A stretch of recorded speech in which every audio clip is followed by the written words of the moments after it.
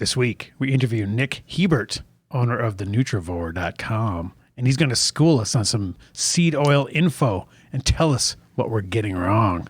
Let's get into it.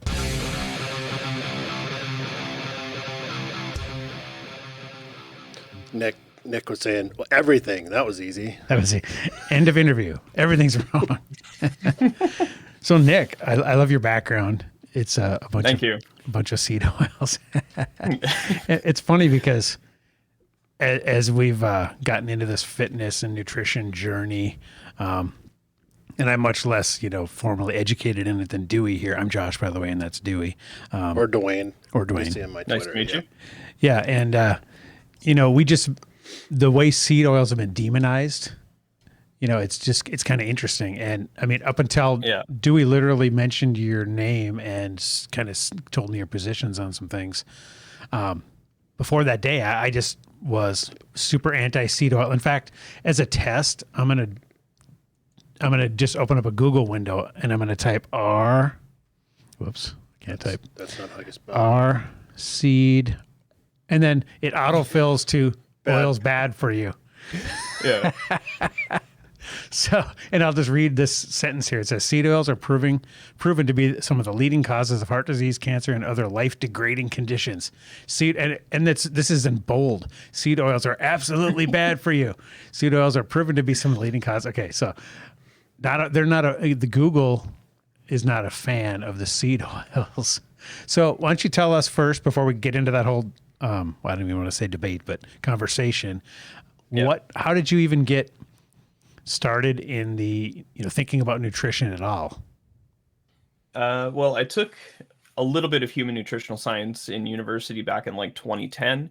I wasn't able to finish the degree because some stuff went wrong with my student loan and I had to drop out.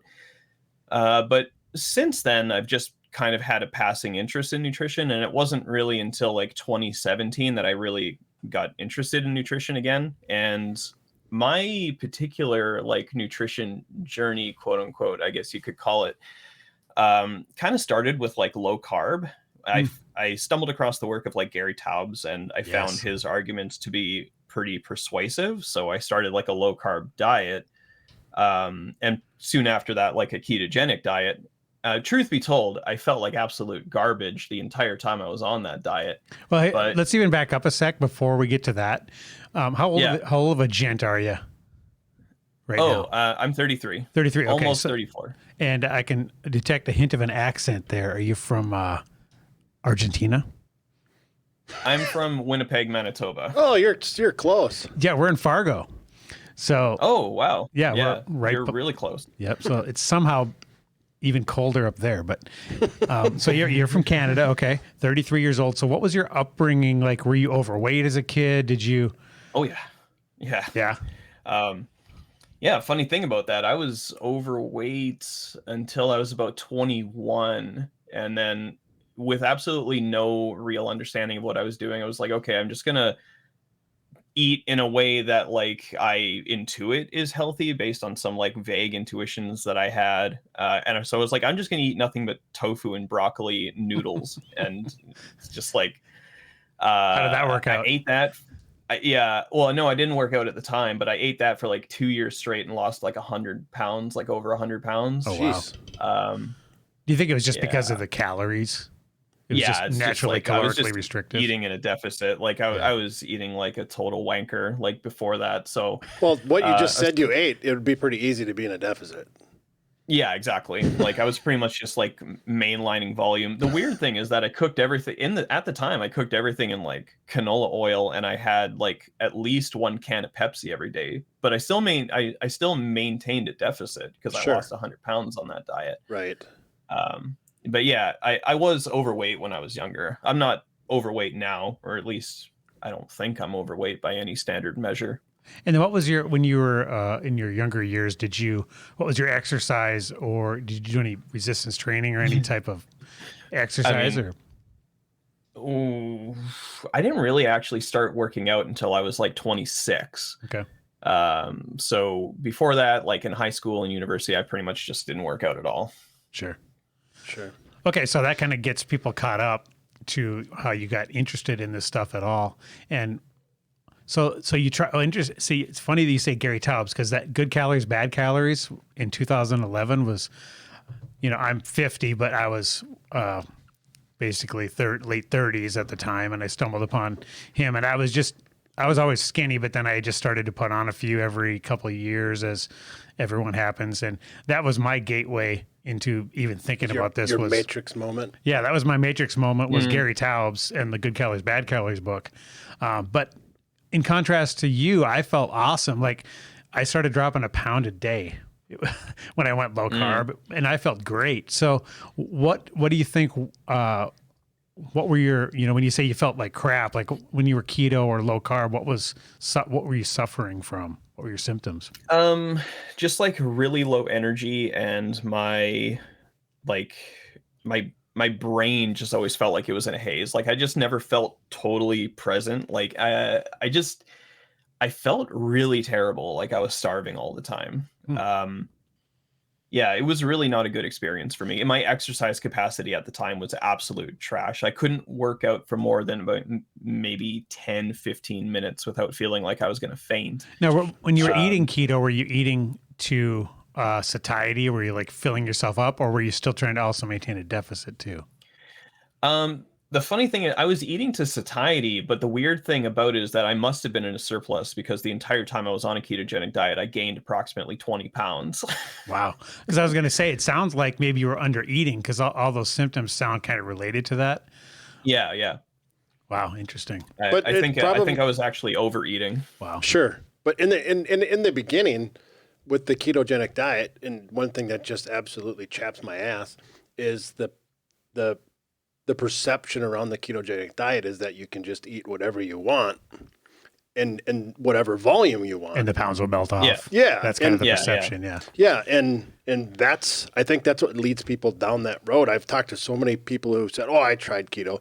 My first question usually is, did you really? Or did you go to Costco and buy a bunch of foods pretending to be the foods you're not supposed to eat? Or keto brownies. Yeah. And then over consume and just have too much energy. Yeah, I think my diet quality around that time was actually pretty good. It's just, for some reason, I don't find fat particularly satiating personally. Oh, okay. Like, My wife's the high-fat same foods exact way. Yeah. How about protein? Like, if you just eat straight chicken breast, do you fill up on that pretty quick, or? Kind of. I find that like fiber and water really push those buttons for me. So if I like just mainline like really fibrous foods and water, like having a lot of soups or curries or things like that, like that really like mitigates any propensity to overeat that I might have. Oh, It's like a really effective strategy so far, just like mainlining fiber and water. Yeah. Protein, I don't know if protein seems to have an independent effect, or an effect independent of, say, like just food volume, right? Because chicken breast has a lot of volume and it breaks down your stomach very, very slowly. So it maintains its volume for a longer time. So it probably will be satiating for, most people. For sure. But the same is true of like fiber that's like bound up with water. So For sure. I think food volume is really what most people are actually targeting when they're trying to target either protein or, they're eating low carb and eating lots of protein with lots of vegetables. It's just like, they're just finding different ways to target food volume. Yeah. And I have almost a exact, if I'm trying to lean out or cut, I use the exact same strategy. I use super lean ground turkey and egg whites. And the amount that I can eat of that and stay in a deficit it's obscene. Crazy volume. Yeah. So after you did keto, then kind of what was your next step of discovery? Since you felt like crap, and then what were you led to next? Well, I transitioned away from keto at the same time I was talking to a lot of people about things like, scientific literacy and epistemology. And I was really trying to build up a framework for myself that I could use to appraise scientific literature so that I didn't fall victim, so to speak, to the same kind of stuff again.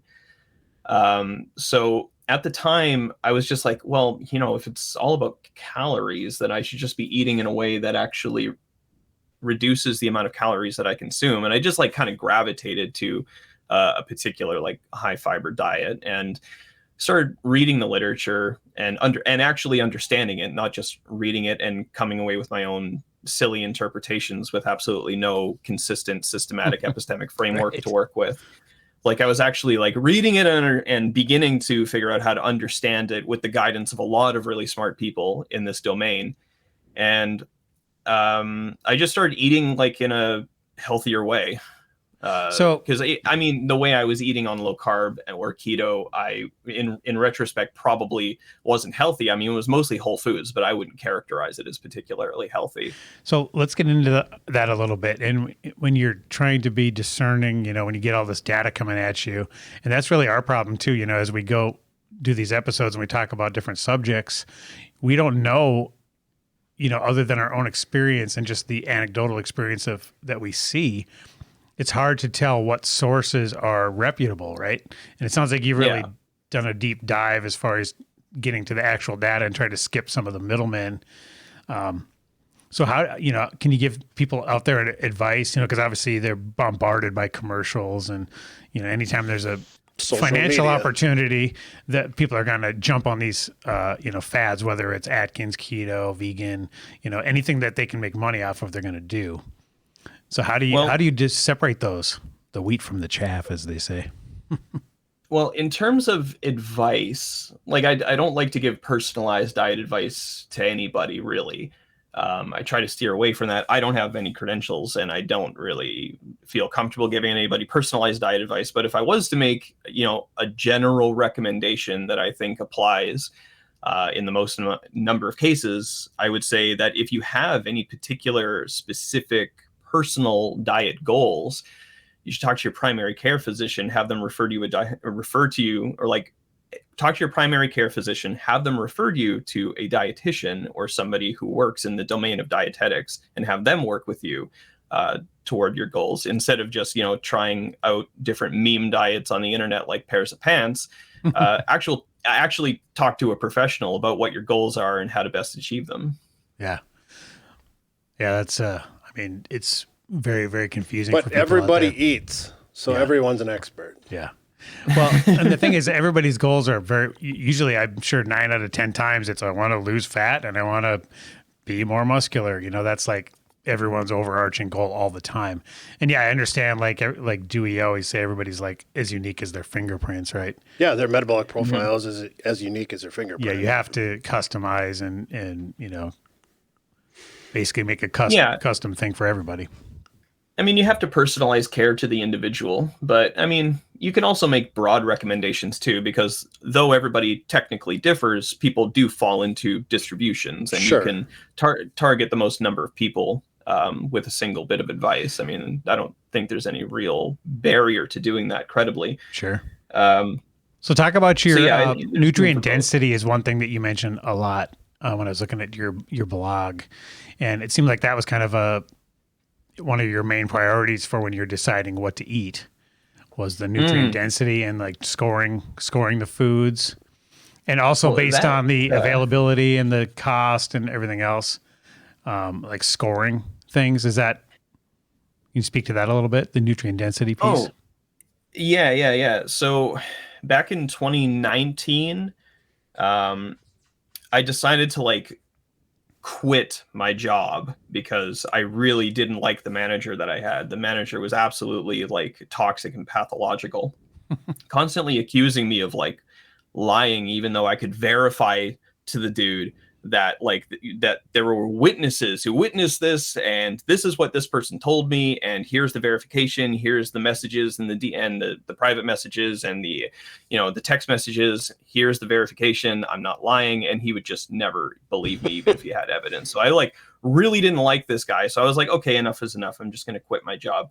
Now I had some savings, and I wanted to figure out how to get the most amount of nutrition for the least amount of money. So I just came up with like a way of scoring nutrient density. It was really rudimentary. Like it was nothing that I would even it was nothing to write home about. It was a really rudimentary kind of measure of nutrient density. And then I would find like the average cost per 100 grams. I would just divide one by the other, and then it would just spit out a diet that yielded the most amount of nutrition for the least amount of money.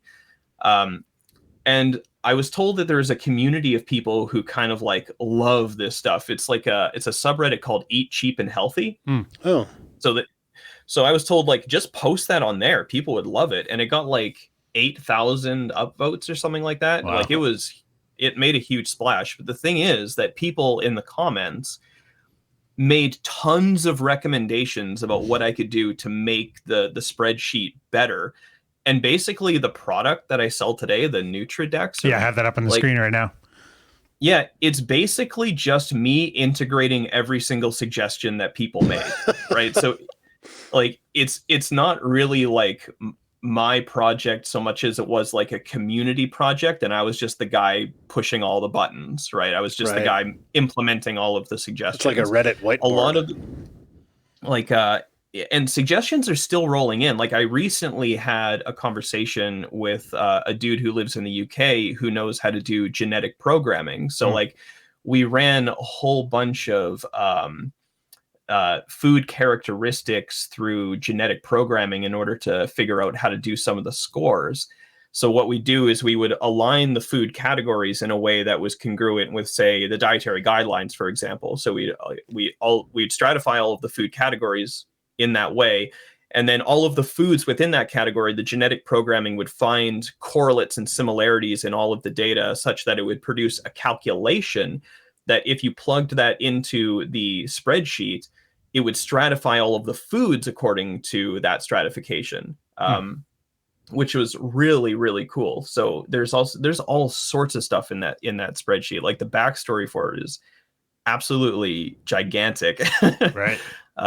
That's super cool. But most of it is not even my ideas. It's just other people's like passing suggestions. Hey, it would be cool if you had this. It'd be cool if you had a chronometer like tool in there that you could use. You could select different foods and it would tell you the micronutrient breakdown because the data's there anyway. You might as well do it. Right. Oh, it'd be cool if you had custom scoring, and it'd be cool if you did this and that and the next thing. And I just did everything anybody ever suggested. I just put in there. So let's get into that. So I know that you sort of weighted things on your spreadsheet based on affordability and things like that. Now let's get rid of that and just tell me, like, if money was no object, if you're super rich and had access to any food, what is the pinnacle? Like what scores the highest of all foods on Earth?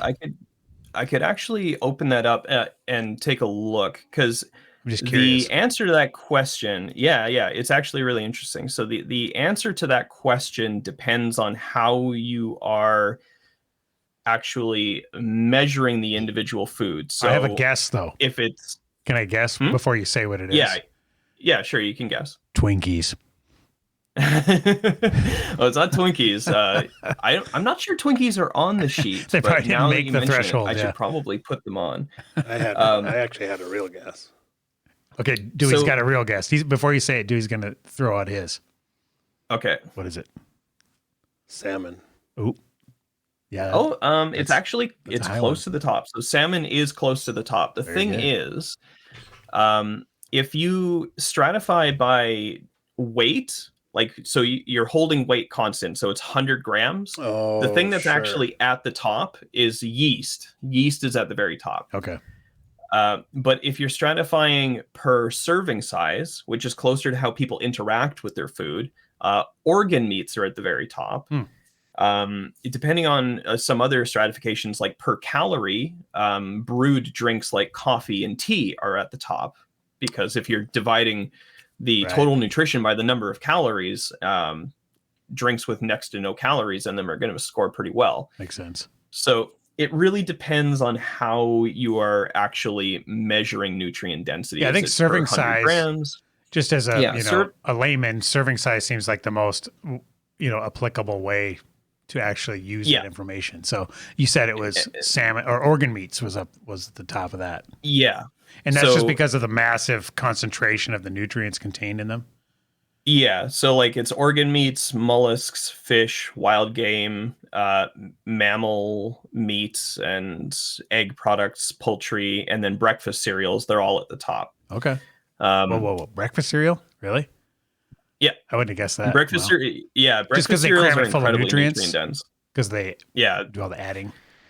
yeah, they're fortified, so Hmm. they are incredibly nutrient dense. Hmm. Soy is at the top as well. Seeds and yeast and legumes are kind of intermediate. The only problem that I would have with this is making any prescriptions based on the stratification would probably be erroneous because a lot of these foods aren't particularly healthy. For Right. example, fatty mammal meat is not particularly healthy if eaten in large amounts. So, you take it with a grain of salt.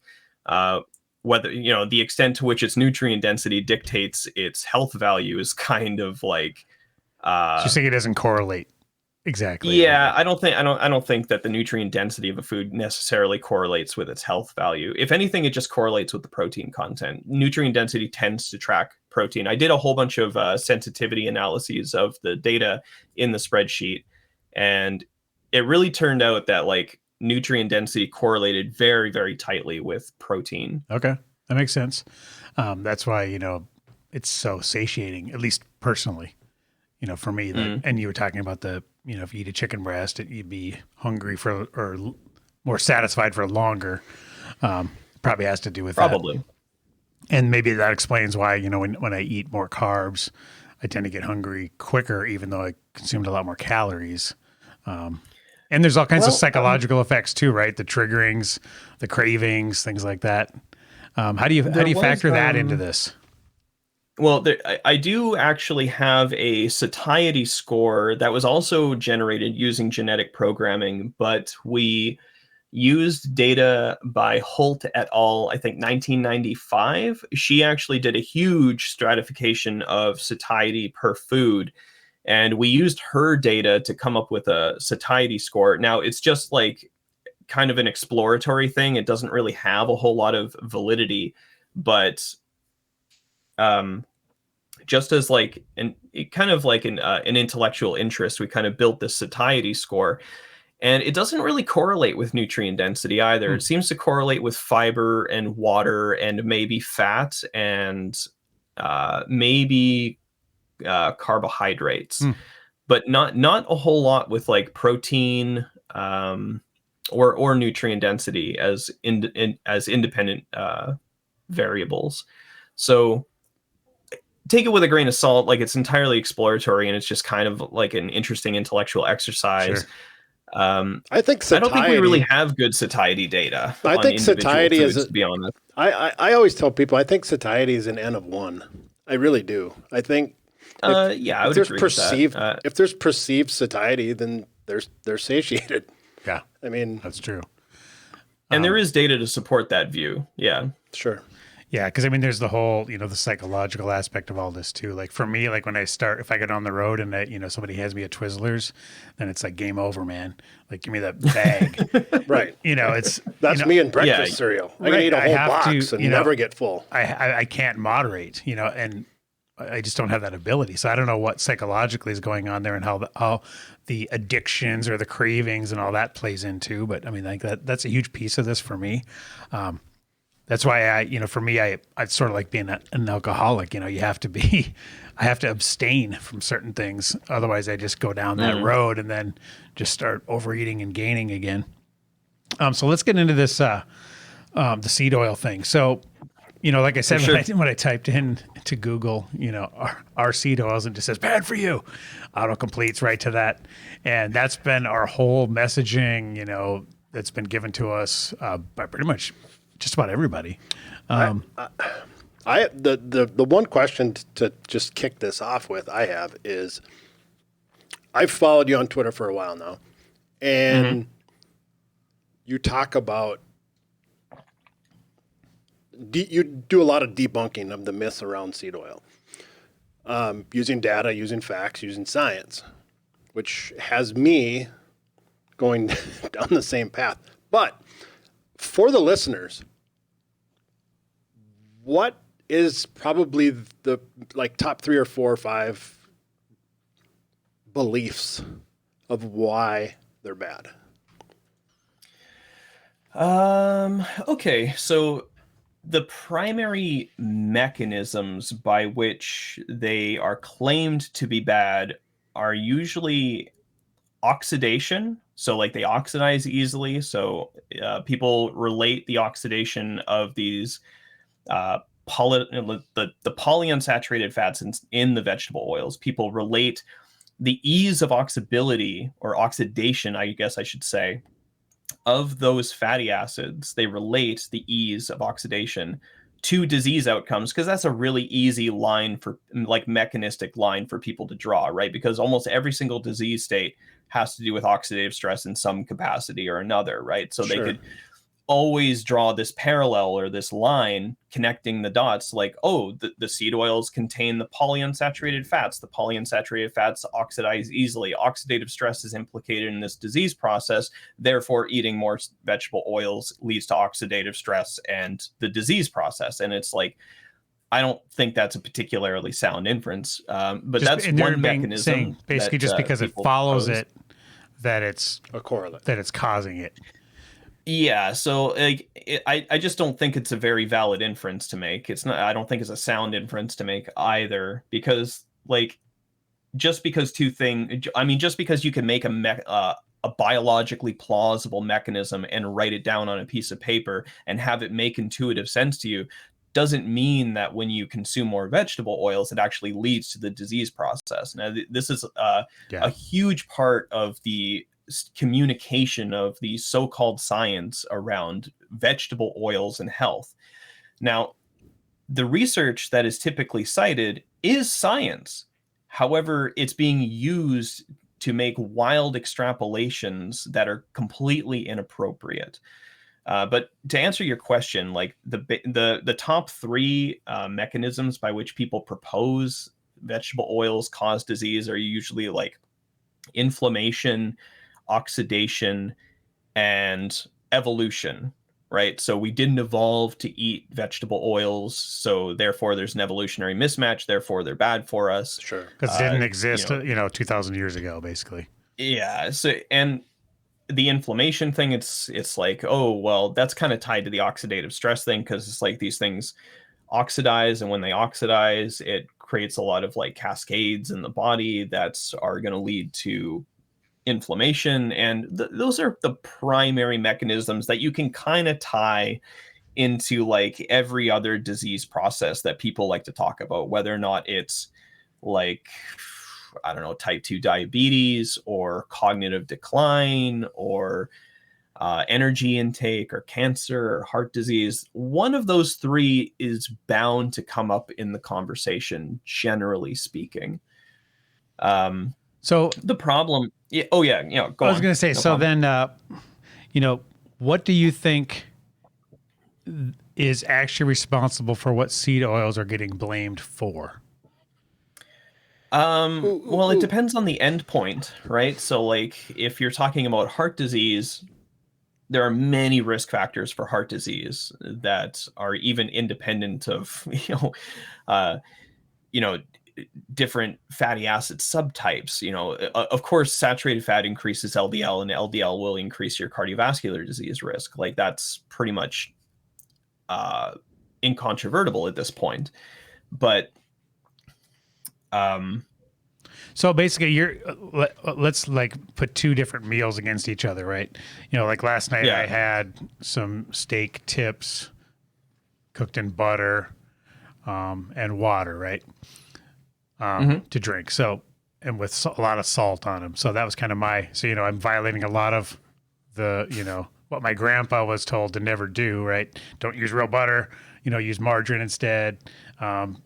Cut down on the sodium, don't eat the red meat. Well, I mean, I was doing all three. So, in your opinion, that is a bad example of a meal? well, okay, so Well, like, would a better meal be some broccoli fried in Wesson? You know what I mean? just to give two extremes here, like, or whatever, or maybe even some salmon fried in Wesson.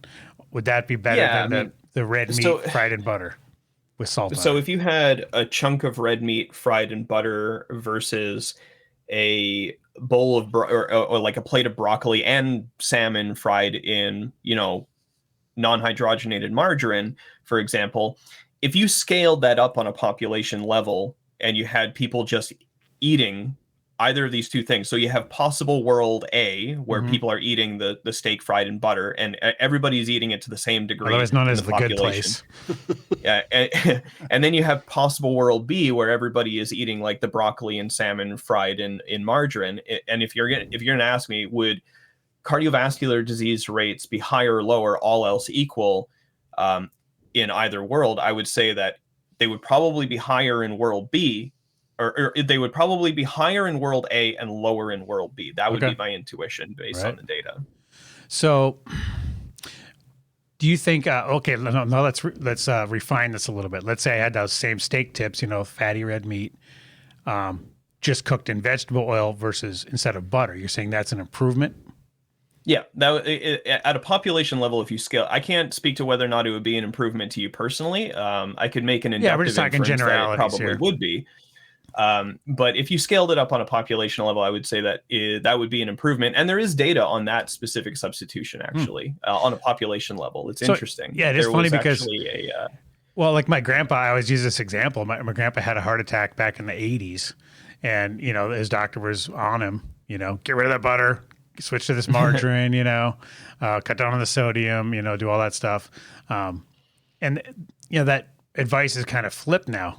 And it kind of reminds me of how eggs were demonized, then they're kind of back, then they're demonized again. And then, it's always flip-flopping, and the nutritional advice on whether something's, evil or not constantly switches, right? So, we're out here trying to make these decisions, and I'm thinking, okay, well, butter's kind of it's a less processed, closer to straight out of the animal kind of, product. So I always revert to that if I have a choice versus, like behind you, the rows. Well, I think the highly processed, process. Am I just completely wrong in thinking that? Like, is just something completely made in a lab better for me? So here's the thing. I don't find the appeal to nature fallacy particularly persuasive. If it's closer to nature, it's going to be better. I'm not particularly persuaded by that. In fact, I think the optimal human diet, if I could use such a phrase, probably hasn't been discovered yet, and it is probably largely, if not entirely, artificial in nature. But what goes into that? Like, I understand, like they're talking about lab grown meats and all this stuff. So you're saying like Star Trek style, like the replicator spits out a cube, and then it's going to have the perfect balance of all. I'm speaking more to a principle than an actual like conceptualization of what it would look like. I'm speaking to a principle, right? So like, let me just run a thought experiment really quickly with you. So let's say we take the most healthy, natural diet that you can think of. Well, a diet that you think is healthy, and ostensibly you take the position that closer to nature is probably better, right? So you take the most healthy, natural diet you can think of. Now, tell me whether or not you believe that such a diet would drive the risks of diet-related chronic disease down to zero. Never. But would it drive it down to zero, or would there be residual risk? There's always going to be some, but it's all relative. There's always going to be some residual risk, right? Yep. So here's the thing. If we wanted to improve the effect of diet even more, how would we do that without artificially manipulating the food? You couldn't. You couldn't, right? So mind blown. Right. The diet that is likely optimal for human beings, if I could use such a phrase, is likely to be artificial in some capacity. And then it's going to be the perfectly correlated amount of macros and ingredients, all in some type of form that hasn't been introduced yet, is what you're saying. Well, I don't know specifically what the composition would be. I'm speaking more to a principle here. Like, I have no idea what the end result would look like. I'm just saying that in principle, it would seem to make logical sense that such a diet would likely be largely artificial in nature. And infinite. Yeah, I mean, it makes sense on a, like you said, on the Star Trek, take it out 300 years kind of level, that we haven't got there yet. Boy, So I'm where confused now. I don't know what to eat. where do you Nick, help me. where does your research fall, Nick, on the? Because I have a friend who's a cardiologist, and he's very adamant about low fat. He's pro low fat. Yes, he's very adamant about eating a low fat diet. So he thinks fat is the enemy. For sure. Yeah, he's a cardiologist. That's their traditional training is they're slave to LDL, which is fine. He's smarter than I am. But where do you fall on his take of picking winners and losers when it comes to oil? Because he'll tell me that safflower or avocado or EVOO, good, vegetable, bad. And Interesting. How do they come to that picking the winners and losers? You're right. there? Do you differentiate between the types of oils?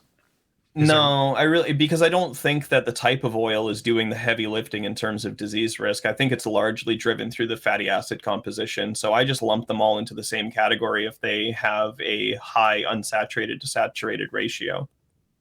Because obviously the number one diet, again, the Mediterranean diet, is super heavy in EVOO. Yeah, it's got a lot of fat, and we've tested this head to head. EVOO versus nuts and seeds and Predimed versus control. And there's non-inferiority between olive oil and nuts and seeds. So I'm not entirely sure why we should prefer nuts and seeds over oil, unless you prefer them. I mean, it comes down to personal preference. But in terms of disease risk, it seems like they're non-inferior. So I'm not sure where the idea that, different types of oils have different, they could have different effects, right? I'm not saying that they don't. In terms of what I believe at the moment, I have no particular reason to think that there's anything other than the fatty acid composition, which is doing the majority of the heavy lifting in terms of reducing disease. So if it's unsaturated, I would fully expect that, say, for example, a high oleic, or even not even high oleic, just I would fully expect that canola oil and olive oil and avocado oil and sunflower oil would be all largely non-inferior to one another in terms of reducing disease risk. Sure. Because they all are rich in unsaturated fats. I've often thought, and this just is my thought process for the inherent risk that seems to be implied, because it's trendy to shit on seed oils. You know that. You talk about it every day. So, but I think my personal opinion is, and the further I get down this rabbit hole, the more and more I learn that I think seed oils get a bad name because they're so incredibly calorically dense, and there's just so much excess energy, and it's easy to overconsume. Yeah, they are the source of the added calories in the modern food environment. Other than sugar and flour, per gram, seed oils dominate in terms of the added calories in hyperpalatable processed foods, right? So it's really easy to demonize them just looking at the ecological association. Vegetable oils are going up in the population, obesity and type 2 diabetes are going up in the population. Therefore, seed oils uniquely cause diabetes. And it's I'm not so sure. It's a correlation versus causation again. Yeah, and it's this one of the silliest types of correlations to draw a causal inference from. So, another thought experiment was, say you have possible world A, where all of the junk food contains seed oils, and then you have possible world B, where all of the junk food contains, let's say coconut oil or beef tallow. It's would we really be in a better position? Right, because I don't think so. Right, because in a Twinkie, there's a lot going on there that's not healthy for you, and you're saying that the seed oils get wrongly blamed for their portion of and the so blame. do the sugars, because you got the seco zealots who are like, oh my god, or you got the low carb zealots who are like, don't eat that brownie, it's carbs. And then you got the seco or the zealots saying, no, it's sugar and oil together, and it's just calorically dense. Yeah, I don't think that the quality of the fat is interacting too much with the hyperpalatability of the food, because we have actually tested the effect of different fatty acid subtypes on satiety and ad libitum energy intake multiple times in controlled feeding trials. And there is universally like no significant effect of modulating or changing the fatty acid composition of diets on ad libitum energy intake and satiety. So I mean, like, in terms of an independent effect of seed oils increasing energy intake, like I'm not sure why I would have to grant that to anybody based on the data that's available. Right. Sure. So then what are you eating every day? Like, what's your typical day? Like, tell us Well, because you've had all this data and you've processed this. So what are you landing with? see, like I mean, sometimes I eat in ways that I know are like not the best. Well, I see some hot dogs last on your week, Instagram here. well, I crushed a whole bag. I crushed like half a bag of Oreos last week because we were all dunking on this clown on Twitter. Like, me and some people on my Discord server were like, we should all take pictures of ourselves holding boxes of Oreos. Oh no, it wasn't. So I It just had wasn't. a box of Oreos, so I crushed half of it. But Wasn't in terms of Saladino, what was I'm, it? oh, I can't remember. I mean, I argue with so many people every week. It's hard to keep them all straight. I actually have a channel on my Discord server that I use to try to keep them all straight. Just to organize your enemies. Yeah, organizing my enemies. That's good. But in terms of like what I'm eating right now, I'm actually like on an Indian food kick. So like I've been eating a lot of Indian food. So give me an Um, example. Like, what's a typical meal for you, or like a day in a day? Curie. So this morning I woke up and had sambar with dosa, which is like kind of like an Indian soup, sort of like a vegetable stew with a lot of spices. And um, dosa is kind of like a crepe, although I'm aware that like there are Is it that? certain people who are aficionados of Indian food Oop, I see really it on your Insta. dislike. I got a Yeah, picture of yeah. it right here. So They yeah, really just like looks dosa being crepe. referred to as a crepe, but it is kind of like a crepe. It's like a savory fermented crepe. Yeah, looks So good. that's what I had for lunch, or that's what I had for breakfast this I morning. see that. Yeah, The soup looks fantastic. it does look good. Yeah. So okay, then what's another example of a meal? I'm kind of going through your Instagram here too. So we're bringing up some pictures here. This one says Indian cooking, starting to make It's like my a own pita, dishes. like Yeah, a pita looking. Yep. Tofu and plantains, onion and pineapple sauce. No idea what to call this. That's good. Yeah, I mean, like if you want to know what I eat, you can just pretty much go to my Instagram. Right. Okay. Truth be told, I Looks don't actually eat a meat. whole lot of meals. And Like, it looks like you're not that much meat either, right? no, okay, so depending on who you ask, some people would qualify me as vegan, some people would not qualify me as vegan. It depends on who you ask, honestly, because I still consume animal foods under certain circumstances and only under certain circumstances. So, for example, I eat bivalves because I have absolutely no credible reason to believe that they are sentient animals. So they have as much moral value to me as a head of lettuce. So I don't really care about them. So I eat bivalves. What's a Um, bivalve? Is that like a clam? Yeah, it's like clams, Oh, okay. oysters, Gotcha. scallops, that kind of stuff. Sure. And aside from that, if people are throwing food out that contains meat and there's absolutely no reason that it needs to go in the garbage, I will eat it. I don't consider that to be like a rights violation or anything like that. I don't have any moral issues with it. So for you, so is it more of a health thing or a moral thing, or is it kind of like both those put together for you? I would say it's pretty much almost all like a moral thing, because like there are animal foods that I wouldn't eat that I would fully grant are perfectly healthy, like salmon, for example. Do you watch Yellowstone? Yellowstone? Yeah, do you watch Yellowstone on No. Paramount?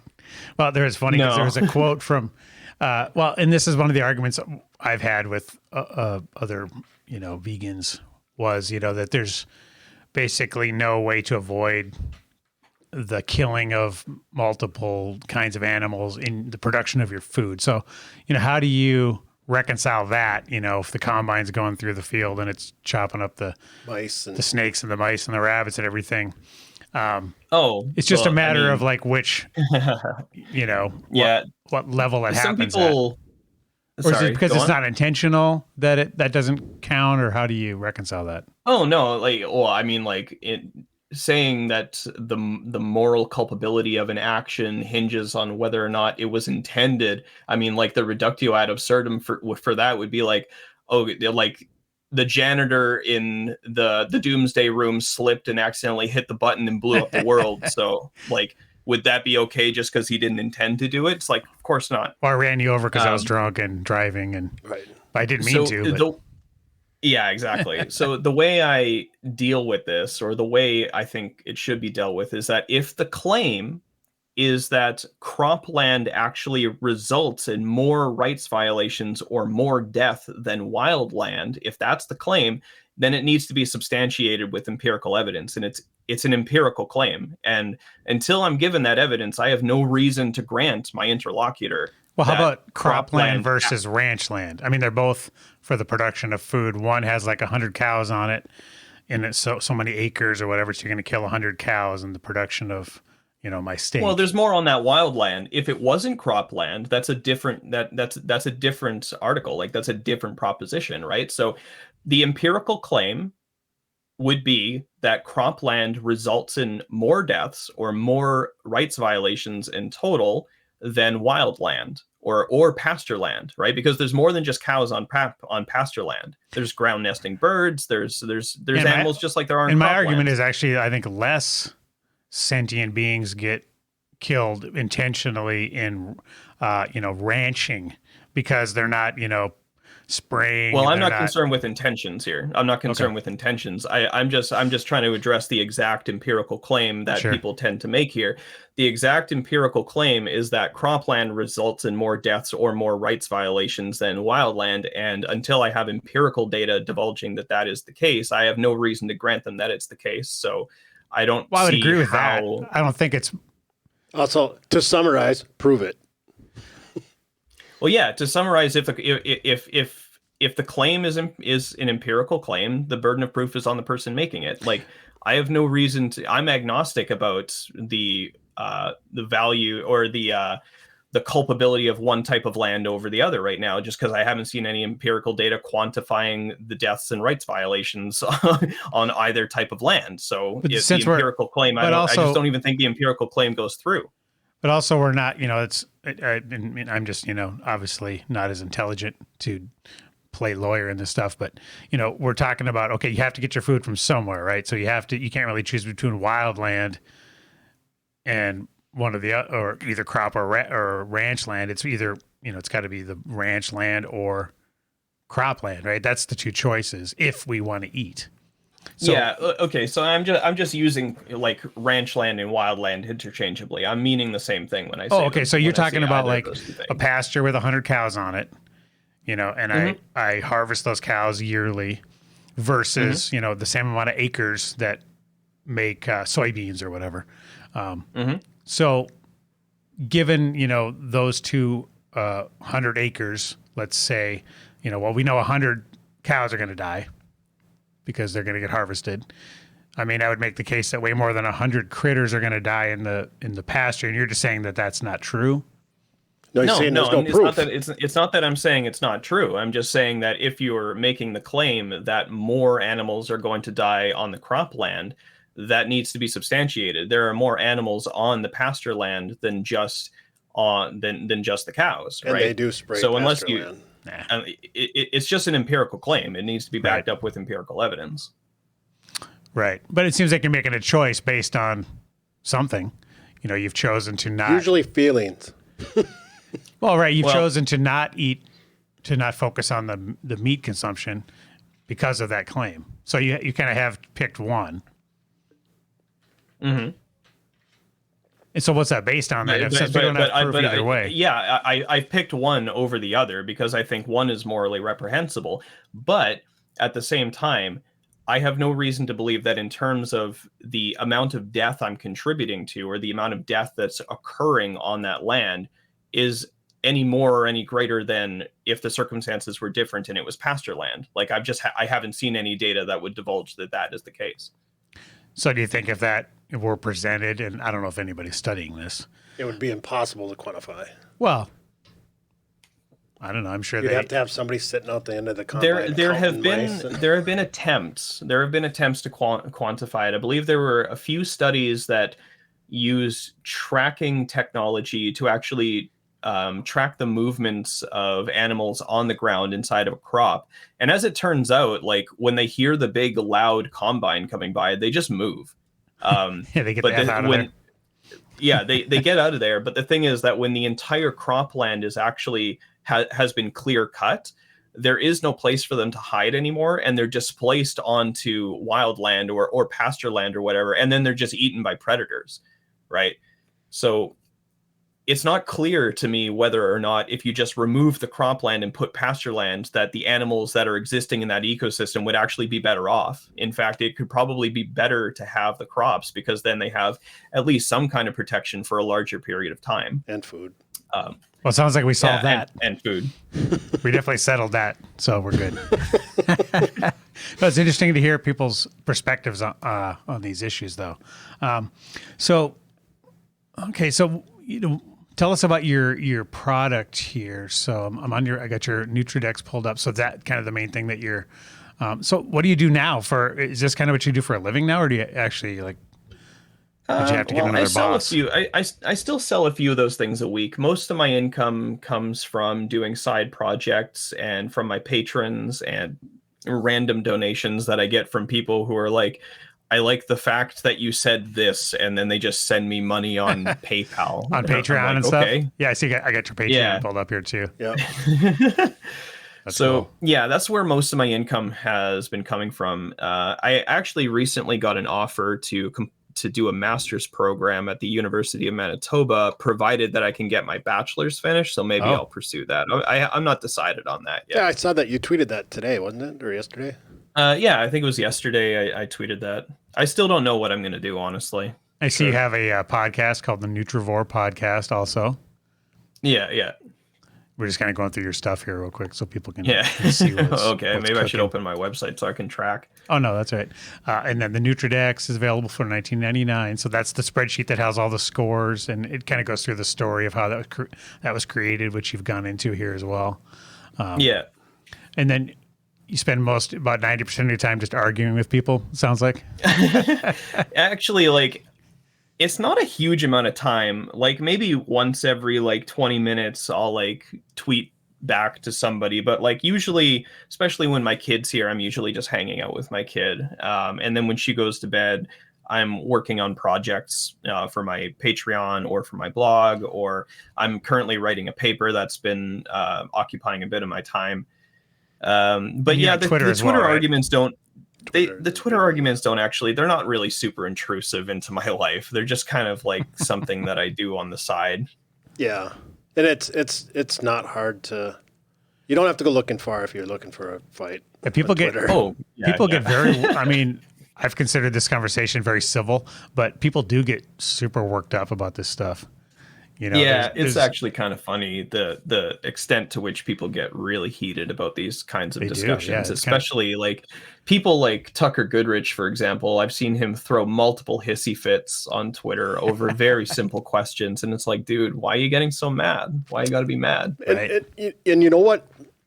I'm glad you brought that up, because one of the things, because I follow nutrition Twitter pretty closely, as do you, and there's some really, really, really, really intelligent people on both sides that are super polarized.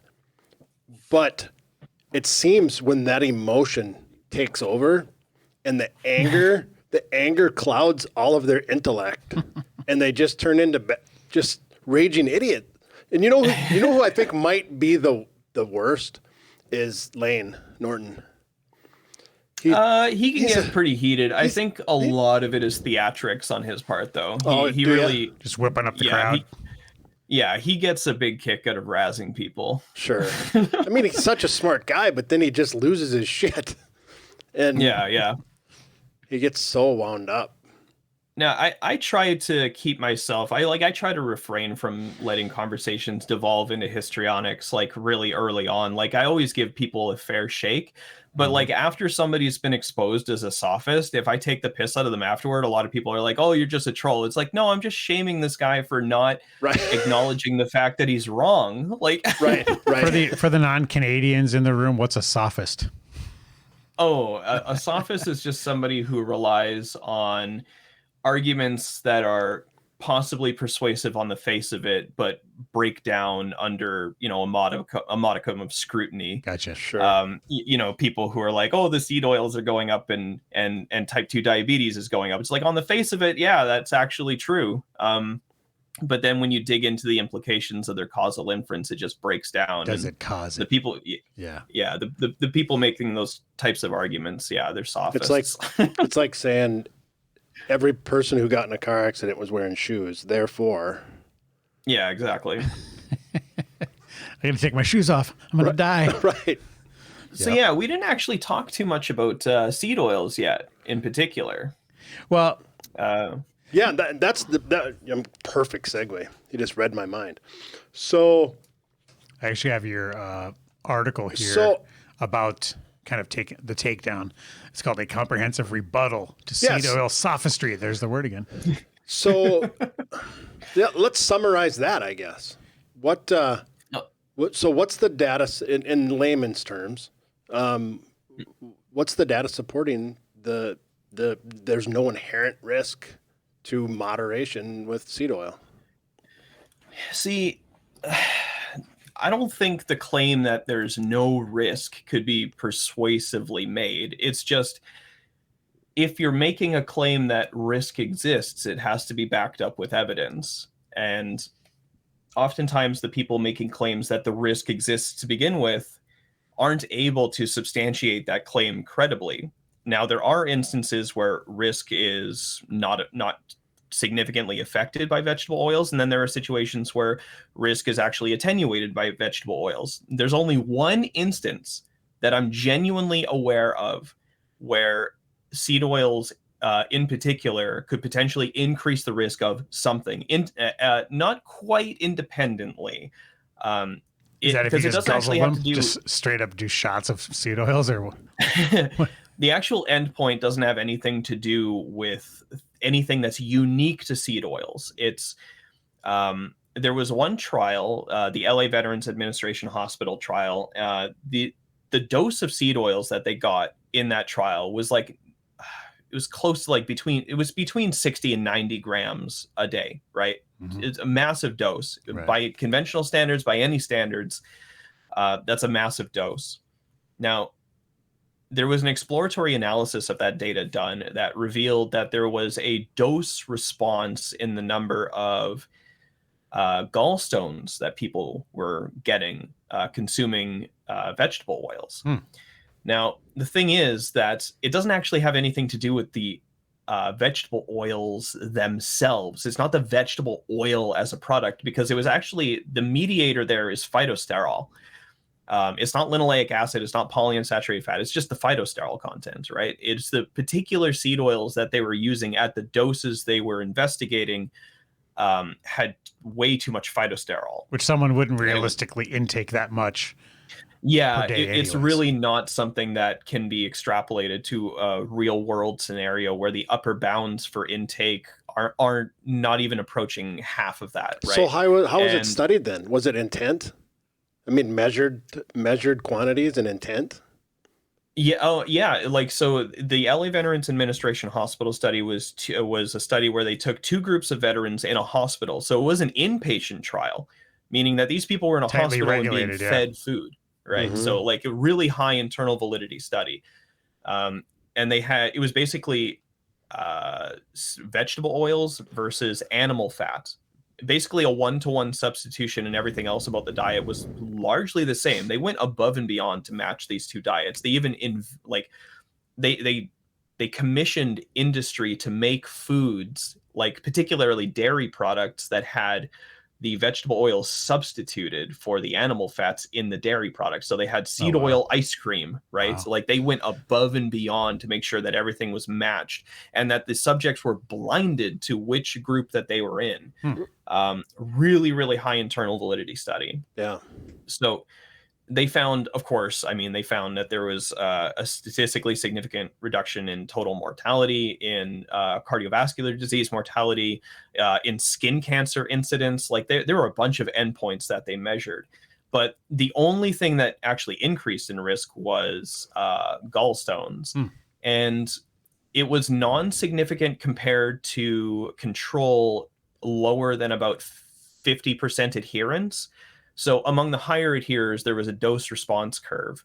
Like there was a dose response to the vegetable oils, but the doses among the highest adherers are nothing that anybody engages with in the modern food environment, even eating a diet of processed foods. Yeah, you'd have to try real hard to get that many. Especially the types of vegetable oils that they were using in this trial were specifically a really high phytosterol vegetable oil, corn oil, which corn oil isn't really used in isolation for a lot of things anymore. Usually you get like soybean oil or canola oil or sunflower oil, which are all kind of lower in phytosterol. And people are generally consuming lower than 90 grams a day of vegetable oils in general per day. So overall, like it's not an endpoint that people generally need to worry about. And anything that's super high in phytosterol delivered to the same degree has been associated with gallstones. So like phytosterol is associated with gallstones, and we even have Mendelian randomization actually divulging this as well, that there are certain single nucleotide polymorphisms affecting the efflux of phytosterols that actually correlate with gallstones. So we have a lot of layers of plausibility to phytosterols as the exposure of interest in the vegetable oils, but it's not something that you can generalize to all vegetable oils, and it's not even something that's really physiologically relevant in the modern food environment because it's not a level of vegetable oils that anybody engages with. Right. So that's the only disease that I know of where vegetable oils actually increase the risk. Now, in terms of diseases where vegetable oils decrease the risk, we have heart disease, total cancer, skin cancer. It's non-significant for like breast cancer and colon cancer. We have type 2 diabetes. There's a stepwise dose response for type 2 diabetes. So the more vegetable oils you consume, the lower your type 2 diabetes risk seems to be. And there is biologically plausible mechanisms to explain that association. Fatty liver, also more vegetable oils you consume, the lower your risk of fatty liver, also biologically plausible mechanisms to explain that association. Results for age-related macular degeneration are largely non-significant. Cognitive decline, there is one instance in the sensitivity analysis that I did, or the subgroup analysis that I did, that would seem to suggest that vegetable oils might lower the risk of total cognitive decline. It's not clear. But yeah, the problem is that the burden of proof is on anybody saying that the vegetable oils increase risk. It's like, okay, well, they increase risk. Here's a mouse study where some mice got some tumors, that therefore they increase risk. And it's like, well, how many people got tumors in that study? Right. None. Nobody got tumors in that study. It's a different species, right? So in terms of the hierarchy of evidence, which is basically a hierarchy of internal validity, animal studies and in vitro studies are very, very close to the bottom because they don't tell us much about human outcomes, right? So like if we were to use an example of just to illustrate how often mechanisms fail us. So animal studies and in vitro studies are used to ascertain mechanisms, but these mechanisms don't always pan out. And we can use some data from the domain of pharmacology to kind of make the point. So if you take a mechanism that has, biological plausibility in humans to make a pharmaceutical, for example, and say you get it approved for a grant and you get grant money for a phase 1 trial, if you follow the success rates of those mechanisms from phase 1, 2, and 3 clinical trials all the way to FDA approval, it's about 7%. So that's that's not even including the adjudication process for granting the grant money in the first place. So a lot of these mechanisms don't even get grant money because they're so unpersuasive. But if we just ignore that, like 7% is like a really generous number for how often mechanisms actually succeed and translate into human outcomes. Right. It's probably much lower than that after you account for how many mechanisms don't even get grant money because they're so unpersuasive. So mechanisms fail us really, really often. Right. And if we look at things like higher internal validity methods of investigation, like prospective cohort studies, I know a lot of people are like, oh, epidemiology, though, food frequency questionnaires are unreliable, though. You know, a lot of those people aren't really well acquainted with the evidence that is attempting to validate or has made attempts to ascertain the validation of cohort studies when compared to randomized controlled trials. So there have been 2 reviews done on that particular topic, and they came to very similar conclusions. Overall, in nutritional epidemiology, the results of nutritional epidemiology agree with randomized controlled trials between 65 and 67% of the time. Now compare that to higher than 7, right? it's higher than 7, but it gets it right more often than it doesn't. Right. The results are concordant more often than they are not concordant, which is way above and beyond what we can glean from animal studies. Right. Well, So- and epidemiology gets bastardized because people use it to their advantage when it works. Yeah, people like to cherry pick epidemiology when it suits their bias and shit on it when it doesn't suit their bias. Exactly. And that's true for everything. Right. Yeah, so that offers a layer of, kind of challenges for people who are versed in the literature and can defend it. Right. Because they just like, oh God, I got to unpack this again. It's like, no, this is why cohort studies have a higher degree of internal validity, because we can take other types of prospective data to make the case too. So we take ecological data, which I mentioned earlier. Say we take the ecological association between vegetable oils and type 2 diabetes incidence, right? It's an ecological association. They're both going up in the population at the same time. However, it doesn't tell us anything about what's happening to the people who are actually consuming more vegetable oils and what's happening to their specific endpoints, because we're not measuring that with the ecological association. Right. What we're measuring is just the ecological association. But when you actually do a cohort study, you give somebody a food frequency questionnaire and say, okay, how much vegetable oil are you consuming? And you validate that food frequency questionnaire by investigating things like biomarkers or 28-day food diaries, which is basically like giving these people like chronometer for 28 days and then validating the food frequency questionnaire over and over and over and over again. Like food frequency questionnaires have so much validation now that you can actually predict somebody's nutritional status based on how they fill out these questionnaires. Like you can actually predict biomarkers of intakes of certain foods within a pretty narrow margin of error based on how people fill out these questionnaires. So they're highly, highly reliable for a lot of exposures in nutrition. So what about, before I forget, because it keeps popping in my head and then I keep forgetting. Yeah.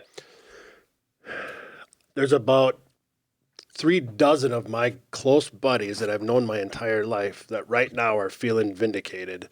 So I have to ask, what about when we fry our food in it?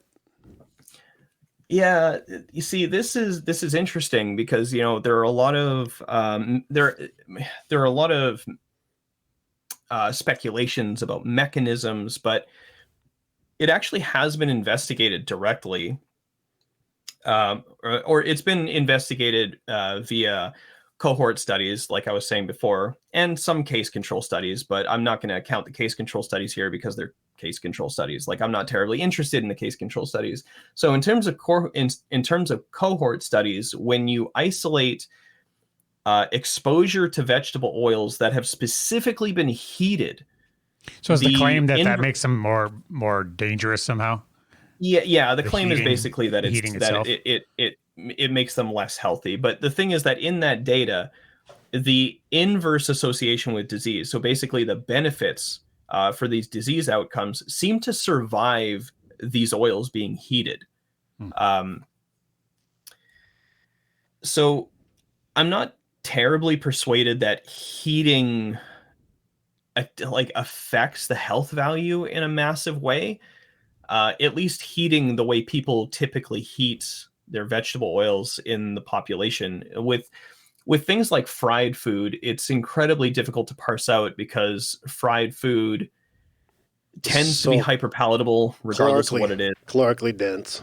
It's calorically dense. So, and calories are one of the exposures that food frequency questionnaires tend to not capture very precisely. Sure. So it's really difficult to parse out when it comes to things like fried food. Well, anybody that's but questioning that too, just go ahead and put in your food tracker of choice, go ahead and put baked chicken wings and then put deep fried chicken wings. Right. And let me Yeah, know what the exactly. calorie difference is. Right. Yeah, So- they're just higher in calories. Like I know Tucker Goodrich had an article not too long ago saying like, oh, what's the cause of obesity? Where he looked at basically like an analysis. It was a sensitivity analysis looking at a bunch of different types of foods and their association with weight gain. And he looked at like boiled potatoes and it was like marginally associated. And then he looked at, French fries and it's massively associated. And he's like, look, the seed oils are causing obesity. And it's like, It's triple the calories. it's half of the food volume or like a quarter palatability. of the food volume and triple the calories. Like Right. I don't think that's a very sound inference because that association can be explained by the conventional paradigm. You're not adding any new information by pointing this out. Right.